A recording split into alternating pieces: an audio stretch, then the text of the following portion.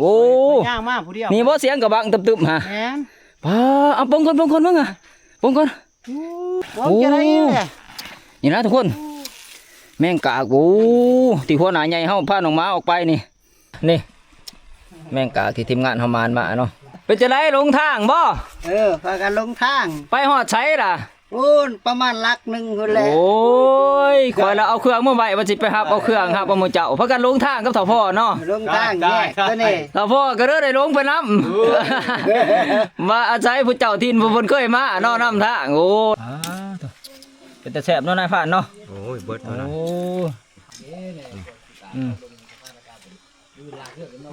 พักบ่เอาทุกคนเอ้ยอ๋อทุกง้อคักอันนี้ยาวมาหลายมาก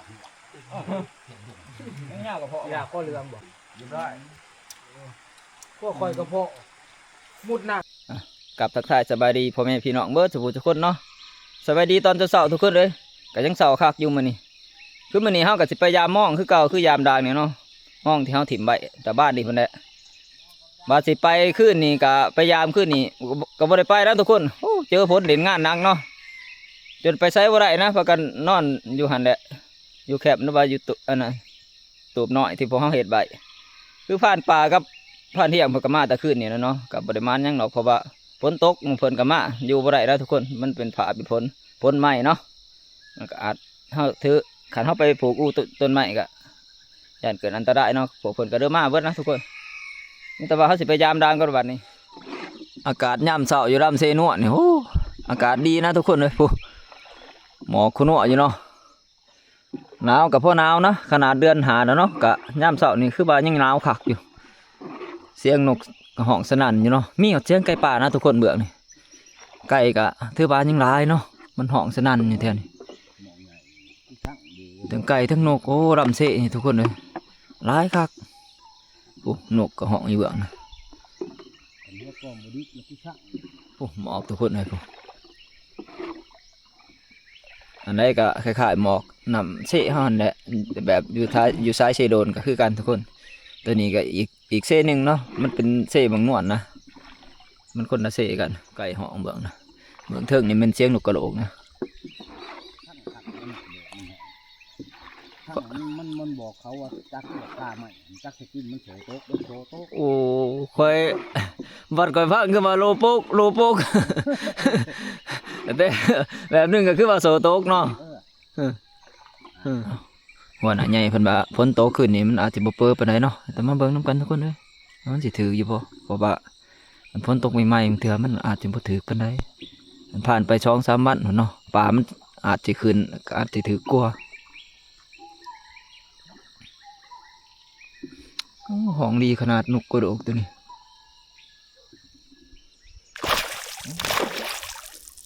อย่ามาสิหาล้างเลยทุกคนเอ้ยก็นั่งเห็นปลาปากตัวนึงถือว่ากับมันใหญ่ปานใดก็พอประมาณเนาะนี่นี่ทุกคนเลย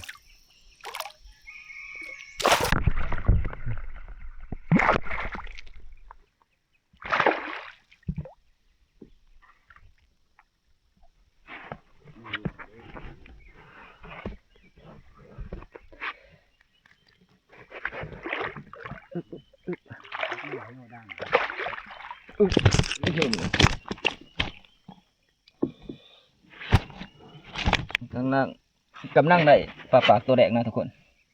ถือว่าอ้วนอยู่เนาะมันใหญ่ปานใดก็ถือว่าอ้วนสมควรเติบมันอย่ามองกับไก่สิได้แล้วทุกคนเลยยังด่างใหญ่2 อันนึงเนาะกับบ่ค่อยถือปานใดมีแต่ด่างเดียวนี่นะถือลายนี่เนาะประมาณ10 ปลายหรือภาษาพุ่นนี่คนเพราะว่าจุดที่เขาใส่มันกับบ่ค่อยมีหมองใส่เพราะว่าคนใส่ได้คือบ่เนี่ยแต่ว่าด่างนี่อาจจะใส่ศอกในหินนี่เนาะเพราะว่าปลามันอาศัยอยู่น้ำหนึบหินนะทุกคนนี่ถือว่าก็ได้อยู่เนาะเพราะว่าทีมงานเขาก็ปลดไปนับเนาะเฉพาะด่างนี่นะ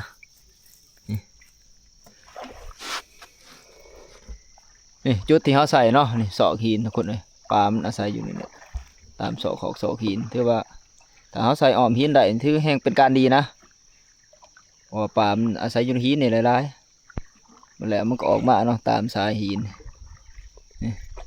พอมองเท่าใส่กะ ก็บ่ได้หลายปานใดหรอกเพราะว่าแบ่งกันกับทีมงานเนาะคือผ่านหมองกับเบาสัญญาที่เพิ่นไปใส่เบื้องถึงคือบังพาสันเนาะ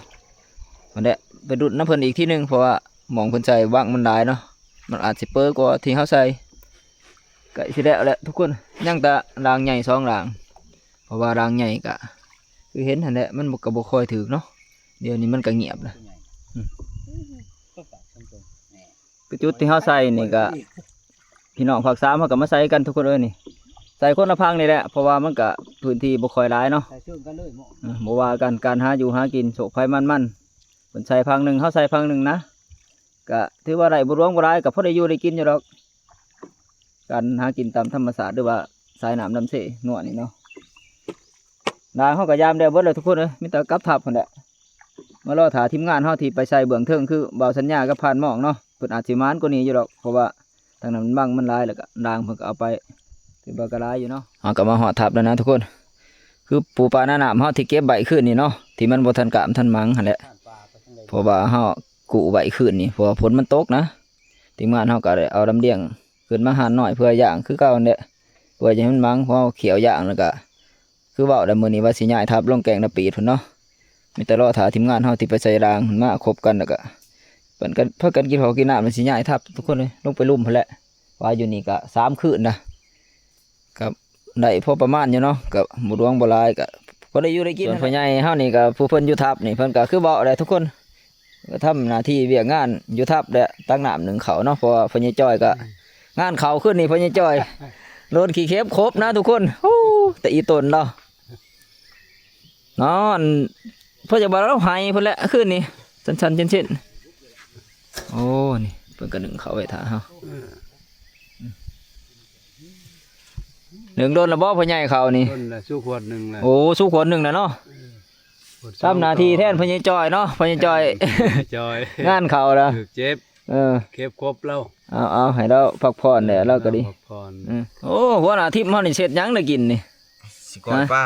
โอ้นี่บ่ปลาปากบ่ที่มันถือบางอย่างนี่ จับปลา เพิ่นสิจำปลาสู่ทีมงานกินนะทุกคนคือเว้าแหละสีมือเพิ่นบ่ต้องห่วงมีเท่าใดแม่นบ่ยั้งดอกแหละมันแซ่บเนาะเพิ่นเฮ็ดเพิ่นก็คือเว้าได้ผ่านมาหลายงานนะ พอได้พอได้ เอาเฮ็ดคักๆเด้อนายผ่านเด้อ นี่แหละ พอดีเฮ็ดกินรอถ่าทีมงานเข้ามาเนาะ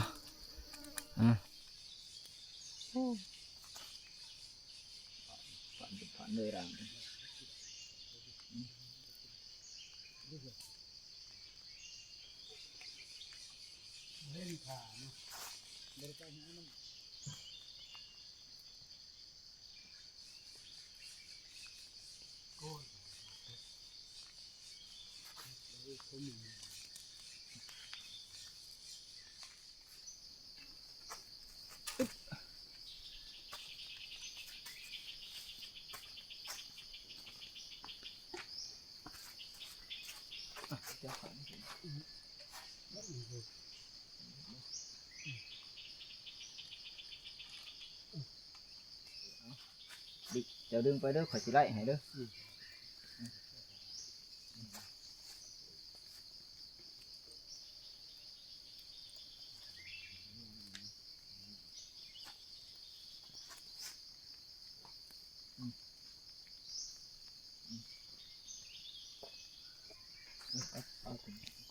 โอ้ส่วนตู่จอยเฮาที่โดนขี้เข็บครบแล้วว่ามันกัดมันขึ้นนะทุกคนเลย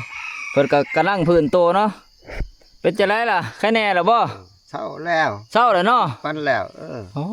คืนนี้เจ้าก็จนบ่ได้นอนเบิดคืนเนาะ โบคือปวด จักลายเราจนหายหน่อยไปนะทุกคนก็คือขี้เข็บมันกัดนี่นะถ้าว่ามันกัดเฉยๆนี่เฮาก็สิบ่เป็นหยังที่ว่ามันเจ็บแห้งหรือว่าผิดมันหลายนี่คือมันกัดแล้วก็มันเหี่ยวใส่นะทุกคนถ้า ไปอยู่จักหน้อย แม่นถ้ามันเหี่ยวใส่นี่โอ้เหี่ยวมันนั่นคือสิเป็นผิดนั่นแหละขี้เข็บหรือว่าตะขาบนี่เนาะผิดเพิ่นเลยก็หายแห้งนะเฮ็ดให้เฮาบ่ได้นอนเบิดมื้อเบิดคืนพุ่นแหละเพราะอยากว่าถือผู้ใดถาดมารับแน่เลยก็ห่วยหายไปพุ่นแหละทุกคนเอ้ย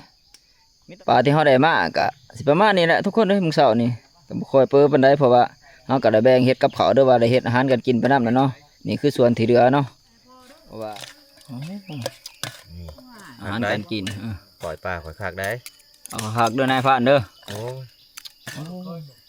ผู้ใดบ่ได้กินนี่เกิดบ่สุดสาได้นะพ่านเอ้ย บาอยู่ เนื้อนี่ก็เป็นม่ำเลยเนาะโอ้ คักอันนี้ แขนอันตันจะได้ดีฮะ เสือสีมือเพิ่นนี่ดอก คัก มอบให้เพิ่นด้วยนะพวกประเภทพวกก้อยพวกลาบนี่เนาะจุดกับผ่านเหี้ยเอาจะได้คักมันบ่ ชุดงอน เอ้ยเยี่ยมตัวนั้นแหละมันคักจะได้ทั้งจะเอาไปลงดอกลงด่างมานอยู่บ่ มันอยู่ ได้หลายเติบเป็นบ่ อืม โอ้ แต่ขึ้นนี่พ้นบริตกได้ขึ้นนี่ไร บ่แฮะทั้งเขาคือโตกแห้งเติบ จัง บ่ได้โตกเนาะทั้งเจ้าเนาะ พันมอง โอ้ เพิ่นเพิกนั่งสมาธิอยู่มันขึ้น คงบ่เฮาอยู่ไกลกันแสดงว่ามันตกทั้งข่อยทั้งเจ้าบ่ตก แม่นพลังกับบุมีอีก บ่มีบ่โอ้อยู่พี่สนั่นเด้อ ทั้งนี้เด้ สนั่น กวาดเถา จนอยู่บ่เป็นผู้ข่อยพากันหมุนกันนอนอยู่ผู้เฮ็ดชุบนอนนะฮะ ไปได้ไปใส่ดังมันอยู่บ่ บ่มานปานใดได้อยู่น้อยเดียวดอกเพราะว่าทั้งนี้โอ้คนหลายแถวนี้ คนลายเนาะ เฮือจนชนกันเพราะจะว่า ทำกัน เฮือจะตามกันจนบ่มีหม่องสิใส่จะบ่ใส่ซอยไป ได้อีกมื้อแรกบัดนี้ ว่าหน้าใหญ่เพิ่นว่าสิย้ายลงแกงตะปีดผู้ โอ้ ไปหาใส่ทั้งนั้นพุ่นแหละทั้งเก่าเฮาเพิ่นเบื้องดุมผู้ แม่น กินข้าวกินน้ำเดียวเฮาคั่วปูคั่วปลาเดียวพากันย้ายลงไปเอาโอ้นี่ปลาที่ทีมงานเฮามานมาคือหั่นแหละบ่าวสัญญากับผ่านหม่องเพิ่นไปลงดางเมืองถึงในหลายเติมนะทุกคนโอ้เต็มทั้งน้อยทุกคนเอ้ยตัวนี้ก็เกือบเต็มนะนี่กระถางตัวนี้คือกระตุกน้ำที่เฮาปาดเนาะกระตุกน้ำใหญ่โอ้เอาถือว่าทีมงานเฮาก็มานอยู่ทุกคนเอ้ยมาทุกคนเอ้ยกินข้าวนํกันบัดนี้ อาหารการกินเขาก็มีหลากหลายเนาะเพราะว่าทีมงานทำมาครบกันเบิดอะนี่อันเนี้ยหลายอย่างทุกคน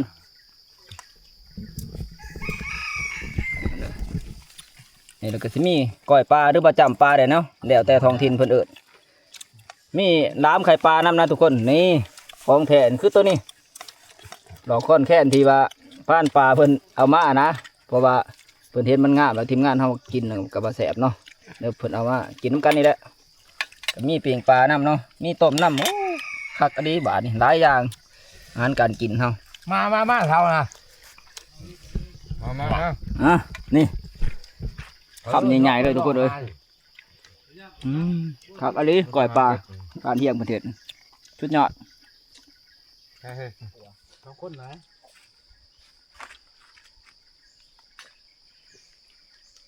โอ้มังละลายก็จนเบิดปานนั้นเนาะก็สมควรได้กินพอยังสดเอา3-4บวก หมักตัวนี้เขามาหมักกระดาษหมักกันไปเนาะตัวโจดเลยนะ คักว่ะยังละกัน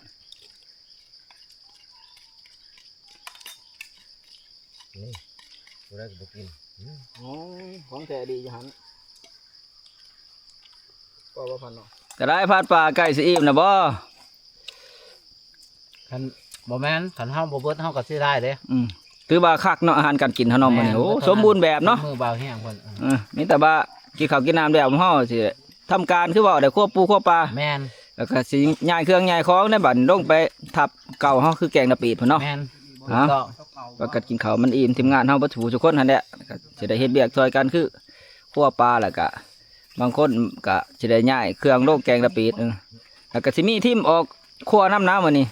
เพราะว่าฝนมันตกเนาะย่านคิดว่ามึงเทื่อแม่งกากหรือว่าตัวแดดมันลงมาสิพาน้องมาออก บาง คั่ว แห่งก็พ่อนา แม่นใช่หัวหน้าเพิ่นพุ่นแห พ่อ ละ กับลูกดอกลูกก็พ่อบาดนี่ แม่นเอา ไป ทีมงานเฮาก็เลยย้ายเครื่องย้ายของลงเฮือแล้วนะทุกคนเอ้ยเพราะว่าสิเนี่ยพุ่นแหละสิย้ายทับลงแกงตะปีดเนาะ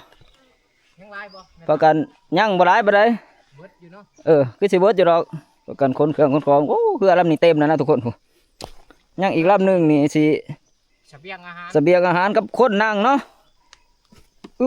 พี่ขึ้นเฮือน้อย ขึ้นเฮือน้อยบ่นี่ทีมงานเนาะโอ้ซอยกันคนละไม้ละมือพอดีเอามาเต็มเฮือเลยเอาไว้พุ่นเลยบ่ตัวนี้เอากะประกันขึ้นเฮือบ่ได้ทุกคนเลยมีแต่ว่าสิลองเฮือใหญ่ทับลงแกงตะปีดเนาะเฮือเฮาก็มี2ลำลำหนึงก็ถือว่าบรรทุกคนลำหนึงก็ถือว่าของสิ่งเฮาเนี่ยเต็มนี่ทีมงานเฮานี่เฮือลำนี้คือว่าพวกเฮาอยู่นี่มีแต่คนนะโอ้ลำน้ำหลังคือบ่าวสัญญากับนายพรานใหม่เฮาเพิ่นพายเนาะของเต็มเลยนะทุกคนเลย เจ้าฮัน บ่ได้ จับไปดิ มันสิย้ายลงไปอันนั้นอีกทีหนึงโอ้เฮือส้นกันระบาดนี่ งอกบอกได้ไหมทับกุ้งเอ้ย เอา นี่ฮะ บิดไปเลยบิดอยู่ดอกยังเงียงอันนี้ว้าวสัญญานี่สมมาเป็นสีพายเนาะงานถนัดเพิ่นพายน้ำหลังเพิ่นพายมาน้ำหลังนะทุกคนโอ้เพิ่นแซงไปก่อนนะ บายช้ำหน้าโชว์ว่าเป็นที่พายโชว์ว่าเป็นร้านเคยข่อยนี้เลย ไปทีมงานนะผมว่าสัญญาเพิ่นเดินทางไปก่อนเอาทีมงานเฮาก็มาหอดท่าเรือแล้วทุกคนเอ้ยกำลังหอดท่าเรือนะแล้วก็ขนเครื่องขนของพุ่นแหละลงทับดุมคือว่าเอาแหละพากันเผาขนเครื่องขนของลงเนาะเผาเมื่ออย่างปูอย่างปลาเฮาหยาดมันเน่าตอนนี้มันก็มีแต่บ่ายมุ่งพุ่นแหละทุกคนเอ้ยเครื่องของสัมภาระเฮาขนลงมาเบิดทุกคนเอ้ยมาโฮมกันไว้จุดเดียวนี่แหละขนออกมาจากเรือแล้วเนาะมีแต่ทีมงานเฮาสิพากันพุ่นแหละเขื่อนลงไปทับดุมหรือว่าทับแกงนาปีนะพุ่นแหละอาจจะไปถาผ่านปลากับพวกหนาใหญ่กับผ่านเที่ยงอยู่พุ่นเนาะเอาปลาเอาหยังขึ้นหาอยู่พุ่นถาของสิ่งเอาไปร่วมหม่องเดียวกันเบิดบาทนี่เอาไปจุดเดียวคนเครื่องกับทับทุกคนวันนี้เป้าเพื่อสิเหาะนี่สมควรนะเพราะมันก็ไกลเติมเนาะเอาก็อาสาแบกท่อปลาแห้งเฮาแหละทุกคนแต่บ่ทันแห้งคักเนาะกำลังมังเอาจะไปย่างต่ออยู่ทับดุมอีกที่หนึ่งเนาะทีมงานเขาก็เดินทางมานำดังเพราะว่าเขาย่างก่อนซอยกันคนใหม่ละมื้ออะไรทุกคนเลยคนหนึ่งเอาแน่หนึ่งคนหนึ่งเอาแน่หนึ่งเนาะเมื่อยคักนะทุกคนช่วงนี้มันก็ประมาณ12 โมงด้วยว่าเที่ยงนี่แหละ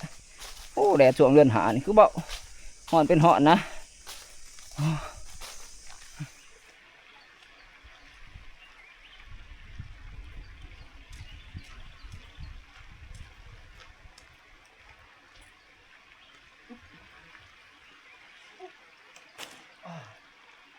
เขาก็มาหอดแกงนาปีแล้วทุกคนเลยแต่ว่าเขาย่างก่อนเขามาหอดก่อนเนาะทีมงานเขากำลังตามรังมาโอ้สวยสิหอดเมื่อยนะทุกคนเพราะว่าในยามทางเขาย่างมาจากท่าเรือมาหาแกงนาปีนี่ประมาณเกือบ2 กิโลพุ่นแหละทุกคนเลยความไกลเนาะแต่ว่าเขาย่างน้ำปลาน้ำดงกะสิย่างเนี่ยจังน้อยนึงส่วนทีมงานเขาก็เริ่มทยอยมาแล้วทุกคนเลยคือผ่านใหม่นี่เพิ่นก็ได้หาบหนึ่งนะโอ้เต็มหาบด้วยเพิ่นเต็มตองเนี่ยเนาะเอานายผ่านใหม่เขาสู้มันกำลังเดินทางมาห่วมทางกันครั้งแรกนี่แหละเอาบ้างหันแหละโอ้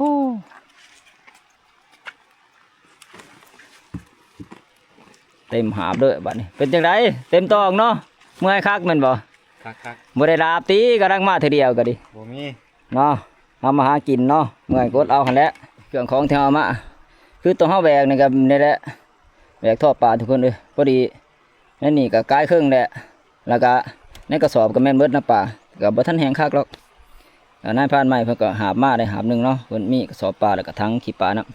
มีแต่เฮาสิไปหาบเอาน้ำทีมงานอีกที่หนึงบัดนี้เพราะว่าเอามาก็บ่ทันเบิดหรอกเครื่องของมันหลายเนาะไปหาบเอาของน้ำทีมงานก่อนทุกคนเอ้ยเพราะว่าคนมาก็บ่ทันเบิดเนาะทีมงานเฮาก็เริ่มทยอยมานับนะสิยังเหลือประมาณ3 คนนะคือพ่อใหญ่จอยแล้วก็เบาโตชาแนลเนาะแล้วก็ต่อพ่อที่เรามานำอีกคนหนึงเนาะคือเรามาคนละบ้านฝั่งละเบาโตเฮานี่กับยังไปบ่ทันฮอดนะก็คือสิเมื่อยเนาะ ไม่ เมื่อยเนาะเบาโต โดยไม่ลาย ห้วยหาบเต็มตองเนาะ โดย ครั้งแรกของเบาโตนะที่เดินป่านำทีมงานเฮาก็สิสู้นำกันหั่นแหละเพื่อสิเอาไปฮอดทับก็ไกลประมาณ1เนาะ โดย ก็ยังบ่ไกลแล้วเบาโตบัดนี้ยังอีกบ่เกินครึ่งกิโลหรอกคือสิฮอดพ่อใหญ่จอยกับเฒ่าพ่อเด้น้ำหลังบ่ ยังบ่เห็นไหน โอ้สงสัยน้ำหลังเนาะไปหาเอาพ่อใหญ่จอยก่อนทุกคนเลยเพราะว่าเพิ่นบ่ทันมาฮะหัวเจ้ามาก่อนพ่อใหญ่จอยบ่นี่ คือจังเรามาแล้วเราบ่ทันมาบ่ บ่ทันฮอดโอ้ ย่างมาผู้เดียว นี่บ่เสียงกระบังตึบๆฮะ แม่น ป้าเอาปงก่อนมึงอ่ะปงก่อน ปลาข่อยเนาะพวกเจ้า โอ้ยคิดว่าเจ้ายังหึง ว่าจะได้แหละ นี่นะทุกคนแม่งกากโอ้ที่หัวหน้าใหญ่เฮาพาน้องหมาออกไปนี่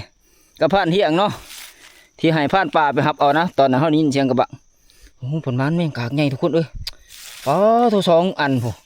มีแต่อันนึกคึกนะหมาน่ะทีมงานเฮามาแล้วครั้งแรกของปีเลยนี่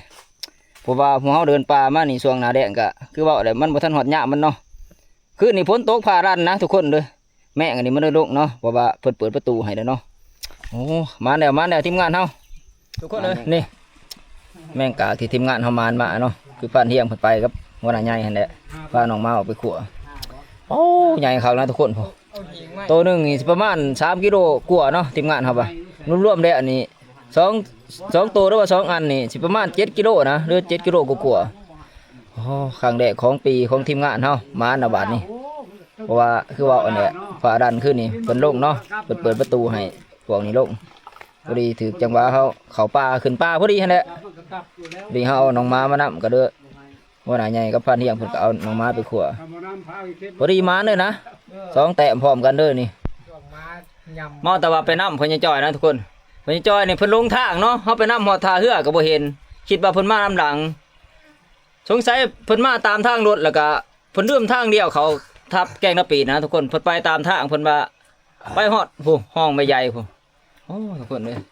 ย่างรถไปรถมาแล้วก็เมื่อยพอสมควรนะเราก็ดิอ้าวไปยายจอย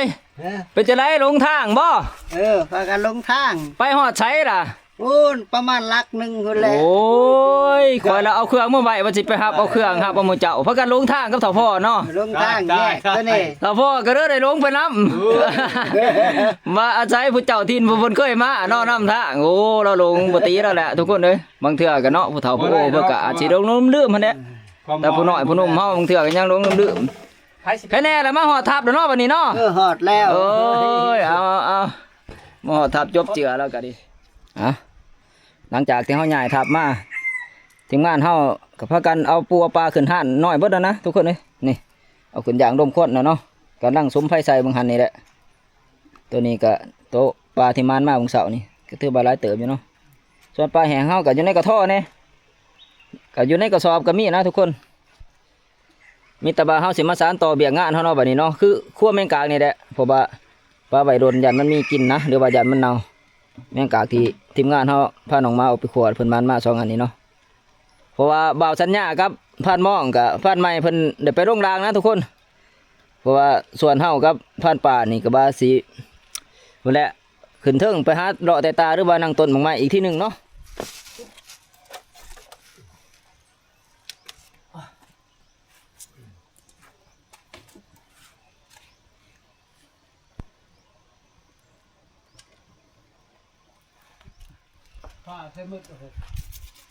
หาเบิ่งเด้อ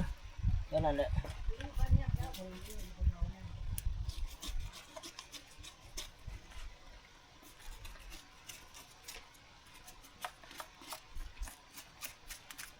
โอ้ยโอ้แม่นโอ้บินเสียไปเสียมาอันนี่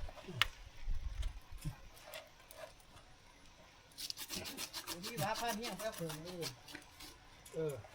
ยืมระดับ1,000 บาทระดับ1,000 บาท700,000หัวปีเด้มันเป็นหัวปีนำ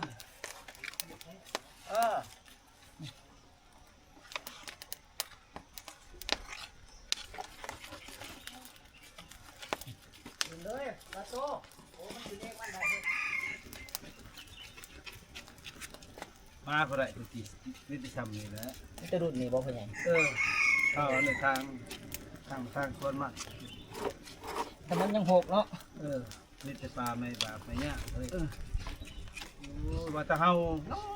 เฮาแม่นโลดแม่นบ่ โอ้ยแกกันแล้ว น่ะ กันคืนก็ไม่ก็เวียนเอาไปบ้าโต้นลงไหน โอ้จังได๋พ่อใหญ่เฮามาร่วมทางครั้งแรกกะหมานของดีเนาะมาสั่นซะเนาะ มัน โอ้หมานแม่งกะพ่อใหญ่แล้วจมอยากอยู่ได้นี่ทุกคนเลย จมยางนี่จมมันจมเจือนี่ พอดีเราก็ กำลัง คือว่าแหละอยากกับพอดีหมานพอดีทีมงานเฮามานมานี่คักแล้วบาดนี้เราก็สิได้กินสมใจอยากแล้วแหละแล้วก็มาตะไกตะกวงพุ่นได้นี่ทุกคนเลย มาแต่บ้านปง โอ้บ้านปงประชุมบ้านพังน้ำพุ่นได้นี่กำลังมาร่วมทางกันครั้งแรกเนาะจะได้ว่าโตโอ้มาร่วมทางกันครั้งแรกก็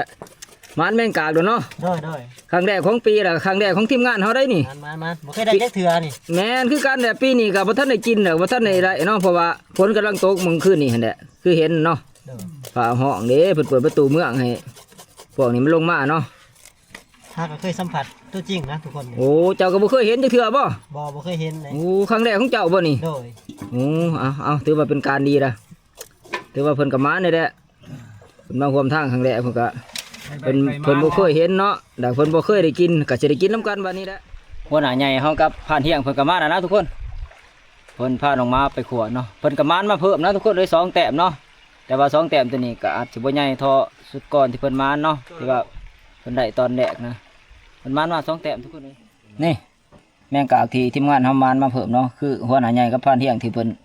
ไปพาน้องม้าออกไปขวดเลยทุกคนเลยเพิ่นมานมาเพิ่มอีก2แต้มเป็น4เนาะเพราะว่าตอนที่ผ่านป่าเอามาก็2นะรวมทั้งเพิ่นเอามาใหม่นี่ก็เป็น4นะเพิ่นเอามาอีก2โตวทุกคนเลยหรือว่า2แต้มเนาะนี่เพิ่นมานมา2โตวนี่คือมันล่มตัวหนึงแล้วตัวหนึงยังเป็นนะทุกคนนี่ถือว่ายังเป็นอยู่เนาะตัวนี้เนาะตัวนี้ก็บ่ใหญ่ปานใดหรอกซุ่มมันมานำดังเพราะว่าตัวมันก่อนใหญ่นะทุกคนรวมๆแล้วคือ4แต้มเนาะนี่ ปิ่งแล่นเฮาทุกคนเลยหรือว่าปิ่งแมงกาคะแนนที่พวกเฮามันมาหรือว่าพานเที่ยงเพิ่นมันมาเหมือนกันเนาะ2หีบเลยนะปิ่งนี่ก็คือเฮาสิปิ่งก้อยเนาะบ่แม่นว่าสิปิ่งกินเฉยๆนะทุกคนพานเที่ยงเพิ่นว่าสิจัดเมนูแซ่บๆมาแดกนี่คือก้อยแล่นนี่แหละทุกคนเลยพานเที่ยงเพิ่นก็กำลังทำเมนูก้อยนะทุกคนก้อยแล่นนี่แหละเนาะโธ่เนื้อมันงามนะทุกคนโอ้ขาวจนพูนเลยเอา กินแล้วติดใจ ครั้งแรกของปีเนาะนายพานเนาะ ครั้งแรก เอาคักๆเลยเสือจะลอกสีมือเจ้านี่ อาหารประจำฤดูกาล แต่ว่าสุดยอดเลยนะ หมูหันมันลูกก่อนสิแจ้งบ่ว่าหมูมักไล่บ่เห็นดำเลยตัวนึงผมมีดำไล่ดำโอ้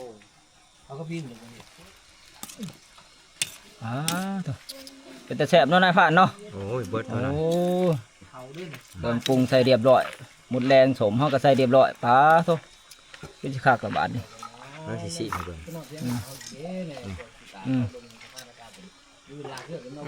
คักบ่โต เอา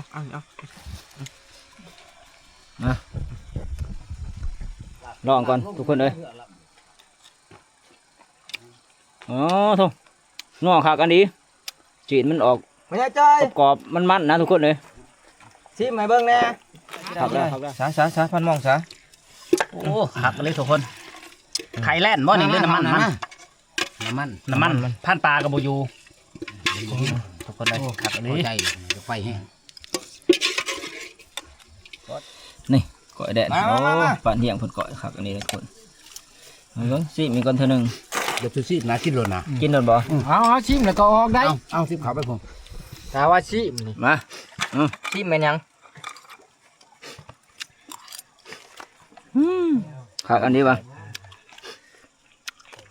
มาเท่านั้น ต้มตับทุกคนเลยนี่ต้มตับมากินข้าวทุกคนบัดนี้ ยังค่ะ ก้อยแดดเท่านี้แหละเบิ่งเอาคำใหญ่ๆจักหวาน เอาออก คันตักแล้วก็ นี่ แบ่งมาพี่ในตี้ล่ะ เต็มคำเลยนะทุกคนเลย ครับได้สวยๆกันมาก แบ่งมายังแม่งยัง คักอันนี้ ครับ ก้อยแดดเนาะตัวแรกของปีกับบ้านไร มันเป็นบักอะไรบุกุหักนี้พระตีมันเหงามาไหลมาหัว ไม่ยากกับพ่อ อยากก็เรืองบ่เอาดงแต่บุกเลยเนาะ ทำมาเฮ็ดกับพวกหาหน้าที่เรียบร้อย พวกคอยกระเพาะมุดน้ำยังคือโดนนะแท้สาวเหือไหวในบอลน่ะแหละบอลเฮาตีตีกายค่ะที่ว่าเจ้าใช่ มันบ่เป็นเฮาลงเลย บ่นี่คิง มึงยิง มีน้ำ มันงูมีพิษหัน มัน มุ สู้ ดน้ำมาจม แม่น มันบ่พูดมันบ่ส้มสมาธิ นี่หันมุดนี่เป็นจะปวกจ้าแข็งมึงจริงอ่ะ ชิ้นใหญ่เนาะ บ้าไปเลยโอ้ยว้าว เห็นว่าโตมัน เห็นแต่ก็งัวหมักใหญ่มัน ชิ้นเสือนี่ก็ร้อยอย่างนึง ร้อยว้าวไปเว้าจังไดมันบ่ร้อยก็บ่ได้มันตายตัวนี้บ่ได้คัดตอนอนุบาลของรัฐเด้ พูดแต่แฮมนี่เนาะ อันนั้นมันแนมข้อเรื่องชิงตรงเฮา แม่งกากที่ทีมงานเฮามานมานะทุกคนนี่2แต้มโอ้ใหญ่เนาะใหญ่คักนี่ว่าได้ถึกชำแดะเด้อว่าแพ้แล้วก็เอาขึ้นห่านน้อยเรียบร้อยนะอย่างนมข้นเนาะนี่คือเนื้อแบบกกหางเด้อมาหางมันนะทุกคน ตัวนี้เป็นเนื้อโตมัน กินน้ำมันแม่ ส่วนปลาเฮานี่ก็เริ่มแห้งคักแล้วทุกคนเอ้ยไก่สิที่เนื้อว่าไก่สิได้เก็บได้แล้วเนาะนี่ปลาเฮาหลายนะทุกคนโอ้พอดีเต็มหิงเลยเนาะ บ่ตัวนี่เรื่อง นี่ก็คือปลาที่มันไก่สิเน่าเพราะว่าหัวหน้าใหญ่เพิ่นว่า บ้านเฮาจักบ้านใด ให้ตากไว้เพิ่นสิตำปลาเตาเนาะโอ้ก็ได้เติบทุกคนเลยอันนี้ก็ส่วนเนื้อบางน้ำอย่างที่เฮามันผู้ใดมื้อก่อนผู้ก็เอามาพึ่งใบหรือว่าบ่ให้มันหมูมันเน่าเนาะมันแห้งแนวมันแน่เฮาก็มาพึ่งใบอีกทีหนึงเพื่อเป็นการดีเนาะเพราะว่าได้มื้อนะเพื่อเฮาสิได้กลับลงบ้านอีกทีหนึงเนาะส่วนปลาแห้งเฮาก็โอ้เต็มท่อใหญ่เลยนะทุกคนโหท่อนี่ใหญ่ขนาดนะใหญ่ระดับ2ท่อผู้ใดเพราะว่าคันถือเปรียบเทียบใช้สุดก่อนก็เฮาสารกับบริใหญ่ปานนี้เนาะเดี๋ยวนี้ถือว่าใหญ่สุดละท่อเต็มท่อใหญ่ในกระสอบก็มีอีกนะโอ้เขากินเขาอยากเฮาก็ถือว่าได้พอสมควรเนาะทุกคนโอ้แต่ห่านนี่จนสุดทางห่านนั้นพุ่นเนาะทุกคนเลยตำนี้ก็ถือประมาณสมควรเลยเนาะทีมงานเฮาก็กินข้าวกินน้ำแล้วเรียบร้อยเบิดแล้วนะทุกคนเลยตอนนี้ก็ใกล้สิมื้อแล้วเนาะถือว่าค่ำแห้งแล้วคือมื้อแรกนี่ก็เฮาก็ว่าสิไปไต่ตาเทิงๆนะเพราะว่าผ่านป่านี่ก็ไปแล้วเนาะส่วนผ่านหม่องเพิ่นว่าสิไปลองเรือนะทุกคนไปเทิงๆที่เรือแม่นเบาสัญญากับหัวหน้าใหญ่สิไปยามดังเลยทุกคนเลยสำหรับคลิปนี้เฮาก็สิปิดไปเพียงเท่านี้เนาะพอกันใหม่คลิปหน้านะทุกคนเลยแล้วก่อนจะจากกันไปก็อย่าลืมกดไลค์กดแชร์กดติดตาม2 บ่าวกุ้งคนหากินนะทุกคนเพื่อเป็นกำลังใจให้เฮาเฮ็ดคลิปใหม่ๆต่อไปเนาะ